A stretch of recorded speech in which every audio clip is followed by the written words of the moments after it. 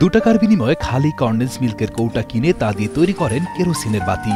গত প্রায় 40 বছর ধরে ঘরে ঘরে আলো ছড়িয়ে এসেছেন এই মধ্যবয়সী ব্যক্তি, কিন্তু তার ঘরে যেন নেমে এসেছে ঘোর অন্ধকারের অমানিশা।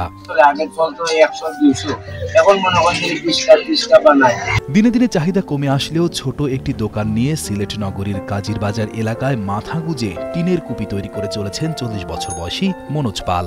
বিভিন্ন লোহাজাতীয় জিনিস মেরামত ও ঝালাইয়ের কাজও করেন তিনি। এর সাথে প্রতিদিন 20-30টি কুপি তৈরি করে মনোজ আয় করেন 200 থেকে 300 টাকা। আমি যে টাকা রুজি করি সেই টাকা দিয়ে আমার সংসারই চলে না। আমার ছেলেকে কিভাবে আমি চিকিৎসা করি? আর ছেলে 7 মাসের সময় টাইফয়েড হওয়ার বাদে আমার ফুলা কথা হইতে পারে না, হাঁটতে পারে না, বলতে পারে না, খাইতে পারে না, নিজে খাওয়াইয়া দেওয়া লাগে। তারপরে ডাক্তারের চিকিৎসা করাইছি। চিকিৎসা করানোর বাদে ডাক্তার বলছে ওষুধ চলবে। 2 ছেলে 2 মেয়ে আর স্ত্রীকে নিয়ে ছিল তার পরিবার। 2 মেয়ের বিয়ে হলেও বড় ছেলে জয়পাল 7 মাস বয়সে টাইফয়েডে আক্রান্ত হয়ে বর্তমানে মানসিক প্রতিবন্ধী। প্রতিদিন ছেলের ঔষধ ও পরিবারের খরচ চালাতেই হিমশিম খেতে হচ্ছে তাকে। প্রতিবেশীরা জানান মাঝে মাঝে ছেলে ও স্ত্রীকে নিয়ে অনেক সময় উপবাসও করতে হয় তাদের।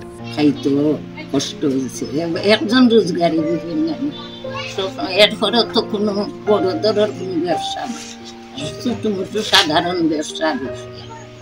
ব্যবসাও কিতাব করার টিনের কাজ করেন, মানে কুটি খুব দুঃখ কষ্ট করে চলে আমরা দেখলাম। আর তার বাচ্চা একটা প্রতিবন্ধী ছবিও দেখলাম। চাওয়াটা কিতাব হয়তো সহযোগিতা পাইন যদি হয়তো সরকার থাকি হোক বা যে কোনো আন থাকি, এই ধরনের মানুষের সহযোগিতা যে কোনো মানুষ করবো। আমারও থাকলে আমি করলাম, আমিও করছি। ছেলের চিকিৎসা এবং একটু সহজে জীবনযাপনের জন্য সমাজের বিত্তবানদের কাছে সাহায্যের আবেদন জানিয়েছেন এই অসহায় পিতা।